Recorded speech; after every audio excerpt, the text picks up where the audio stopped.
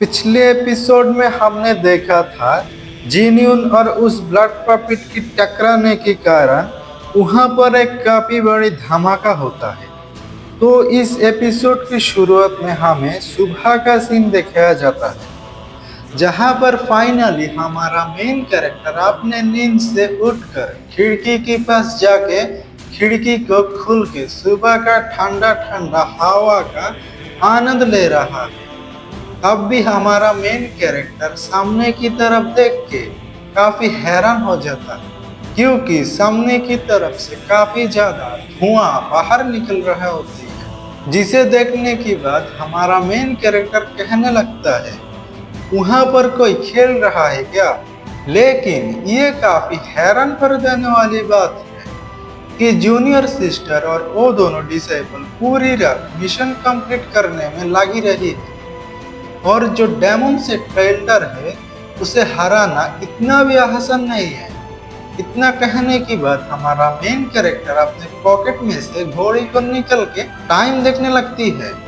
फिर हमें scene change करके उसी परमिशन का सीन दिखाया जाता है, जिधर जीनियन और उस ब्लड पपिट की हमले की वजह से वो परमिशन आधी डिस्ट्रॉय हो गई है और वहां पर एक बहुत बड़ी गड्ढा भी बन चुकी है।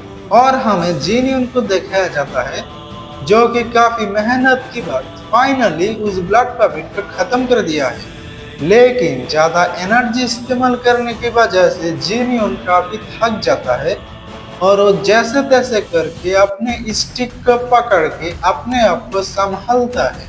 और तब भी जियन पीछे से कहता है, क्या ही तो ताकत थी जीनियन तुम्हारी उस बार में।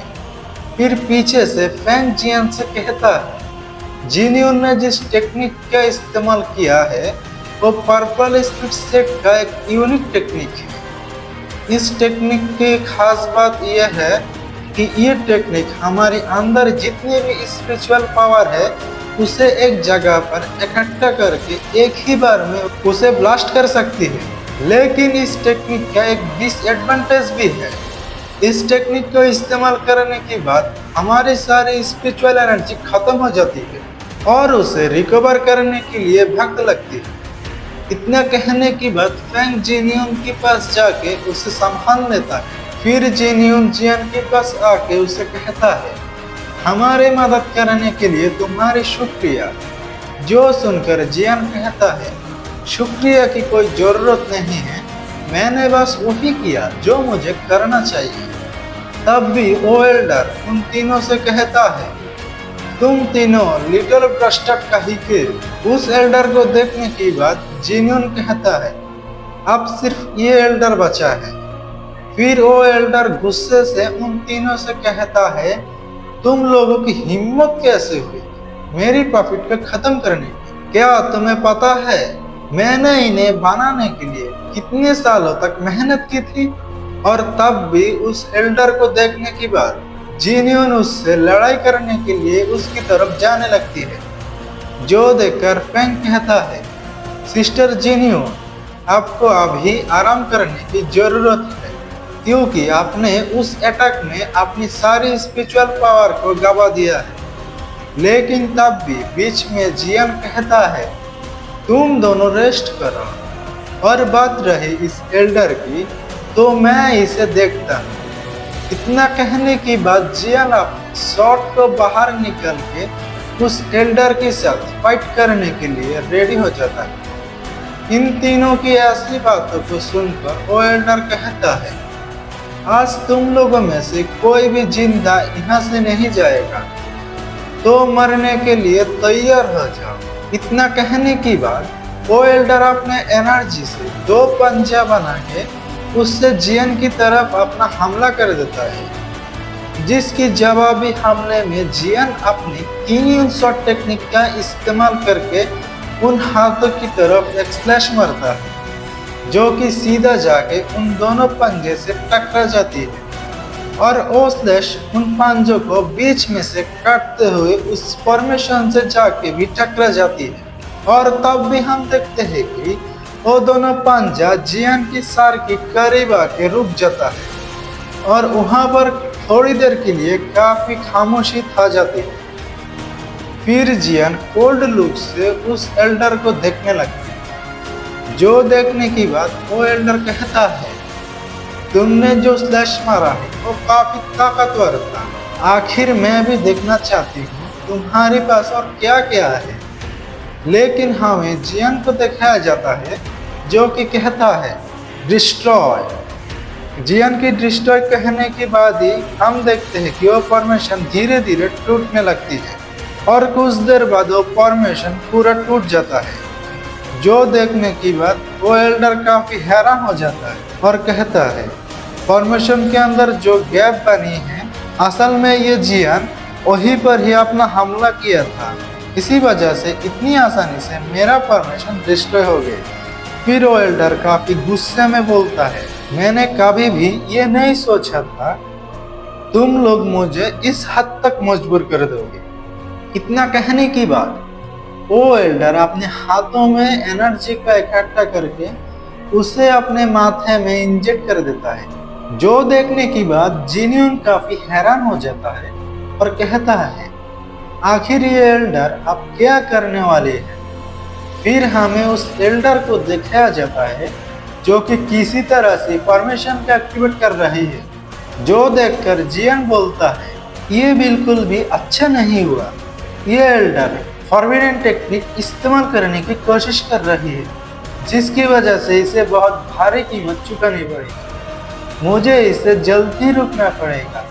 इतना कहने की बाद जियान उस एल्डर की तरफ जाने लगती है, लेकिन तब भी पीछे से कोई जियान की ऊपर अपना हमला करके उसकी सारी एक्ो पॉइंट को ब्लॉक कर देता है, जिस वजह से जियान की सारी स्पिरिचुअल पावर ब्लॉक हो गया है। लेकिन जब जियान पीछे मुड़कर देखती है वो काफी हैरान हो जाती है, क्योंकि जिन्यून और फैंग फिर से ब्लैक पॉपिट पे कन्वर्ट हो गए, जिसे देखने की बाद जियान कहता है, आखिर इनके साथ अब क्या हो गया है।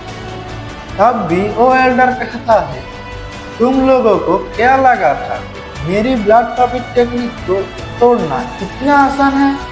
फिर वो एल्डर जिन्यून और फैंग को कहता है, जियान को पकड़ के मेरे पास ले आओ। जिसे सुनने की बाद जिन्यून और फैंग जियान को अपने एनर्जी से जकड़ के उस एल्डर के पास ले आया होता है और वो एल्डर जियान से कहता है, तुम्हारा जो टैलेंट है वो आउटस्टैंडिंग है, लेकिन मेरे सामने तुम अभी भी एक बच्चे से ज्यादा खुश नहीं हो और मैं तुम्हें अब सेक्रीफाइस कर दूंगा। इतना कहने की बाद वो एल्डर अपने एनर्जी को इकट्ठा करके एक एनर्जी का पंजा बनाने लगते हैं और वो जियान से बोलता है, मेरी जो हेवन डिफाइनिंग ब्लड फॉर्मेशन है उसके लिए तुम आप तुम्हारा सेक्रीफाइस दोगे। इतना कहने की बाद वो एल्डर जियान को सेक्रीफाइस करने के लिए तैयार हो जाता है। जो देखकर जियान अपने आंखें को बंद कर लेता है और अपने मन में कहता है, मुझे माफ कर देना सेट लीडर। सेट का सीनियर डिसेबल होने के बाद भी इस डेमोनिक सेट की एल्डर से हमें हार गई और सीनियर ब्रदर हुआ, आप भी मुझे माफ कर देना क्योंकि मैं फिर से लापरवाह हो गई। फिर हमें उस पंजे को दिखाया जाता है जो कि जियान को मारने के लिए उसकी बहुत ही करीब आ चुकी थी। तब भी कोई जोरों से उस एल्डर से कहता है, रुक जाओ, और हमें उस एल्डर के पीछे हमारे मेन कैरेक्टर को दिखाया जाता है जो कि उस एल्डर से कहता है, इसी वक्त मेरी सीनियर सिस्टर को आजाद करो। और हमारे मेन कैरेक्टर को वहां पर देखने के बाद जियान काफी हैरान हो जाता है, लेकिन वो एल्डर कहता है, आप साला कौन आ गया। और इसकी कल्टीवेशन तो सिर्फ इस स्पिरिचुअल पैलेस रिलम पर है। आखिर किंग सेट का वो एल्डर कहा है जिसने कि मेरे दूसरे ब्लड पॉपिट को मारा था। और इसके साथ ही वो एल्डर चारों तरफ किंग सेट के एल्डर को ढूंढने लगती है। जो देखने की बाद हमारा मेन कैरेक्टर उस एल्डर से कहता है, इधर उधर देखने की कोई जरूरत नहीं है, मैं यहाँ पर अकेले आई हूँ। और हमें जियान को दिखाया जाता है जो कि हमारे मेन कैरेक्टर को वहाँ पर देख के चिंता में आ जाती है और वो रोते हुए कहता है, आप इसे हरा नहीं सकती। तो आप यहाँ पर अकेले क्यों आए हैं? जल्दी से यहाँ से भाग जाइए सीनियर ब्रदर। फिर हमें उस एल्डर को दिखाया जाता है जो कि एक डेविल से स्मेल देते हुए कहता है, तुमने मेरे फाइट के बीच में दखल देके अच्छा नहीं किया, इसलिए मैं शुरुआत तुमसे ही करता हूँ। ये बोलने की बाद वो एल्डर हमारे मेन कैरेक्टर के ऊपर हमला करने के लिए आगे बढ़ने लगती है, लेकिन हमें हमारे मेन कैरेक्टर को दिखाया जाता है जो कि एक चुटकी बजाते हुए कहता है, डिस्ट्रॉय। और हमारे मेन कैरेक्टर की डिस्ट्रॉय कहते ही हम देखते हैं कि जो पंजा जियान को लगने वाली थी वो पंजा उसी जगह पर ही खत्म हो जाता है। जो देखने की बाद वो एल्डर काफी हैरान हो जाता है और हमें जीन यून और फैंग को दिखाया जाता है जो कि अपनी नॉर्मल फॉर्म में आ जाती है। लेकिन तब भी वो एल्डर काफी हैरान होकर बोलता है, ये जो ब्लड पपेट शिप थी उसे मैंने मेरी खुद की वाइटल एसेंस और ब्लड से बनाया था। ये ऑर्डिनरी ब्लड पपेट शिप से काफी ताकतवर था। यहाँ तक भी अगर किसी के पास कोई पावरफुल सीक्रेट ट्रेजर भी होगा या कोई पावरफुल सीक्रेट टेक्निक भी होगी, वो भी मेरा इस ब्लड पपेट शिप को इतनी आसानी से हटा नहीं सकता। फिर हमें फैंग को दिखाया जाता है जो कि उसकी तरफ अपना चेन से हमला करके उसे जकड़ लेता है और फैंग उस एल्डर से कहता है, तुम अपना बकवास बातें बंद करो। और तब भी फैंग के साथ जियान भी अपना स्टिक को बाहर निकलता है और पीछे से उस एल्डर के ऊपर अपना स्टिक से दे मारता है, जिस वजह से वो एल्डर आसमान से सीधा जमीन पर जाके टकरा जाती है और वहां पर एक काफी बड़ी धमाका होती है। और जब हमारा मेन कैरेक्टर उस एल्डर को देखने के लिए नीचे आती है, अब भी जियान हमारे मेन कैरेक्टर के सामने आके उससे पूछता है, आखिर यहाँ पर क्या चल रही है। और इसी के साथ आज का वीडियो यहाँ पर ही खत्म होती है। अगर आपको ये वीडियो अच्छी लगे तो वीडियो को लाइक और चैनल को सब्सक्राइब कर देना। तो मिलते हैं अगले वीडियो में, तब तक के लिए बाय।